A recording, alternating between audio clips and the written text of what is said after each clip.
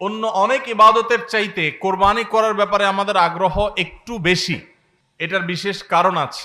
অন্যতম বড় যে কারণ সেটি হলো যে এটাকে আমরা উৎসব এবং কালচার হিসেবে নিয়েছি। সন্দেহ নেই এটা উৎসব, সন্দেহ নেই এটি কালচার, কিন্তু এটার প্রধান উদ্দেশ্য যদি ইবাদত না হয় তাহলে সেই আমল, সেই ইবাদতের, সেই ভালো কাজের বিনিময় আল্লাহর কাছে আশা করা যাবে না। সম্মানিত ভাইরা, যেহেতু কোরবানি আমাদের সামনে চলে আসছে, এজন্য আমাদের কোরবানিকে অর্থবহ করবার জন্য আমরা আজকে কয়েকটি গুরুত্বপূর্ণ বক্তব্য, গুরুত্বপূর্ণ কয়েকটি নির্দেশনা দিতে চাই।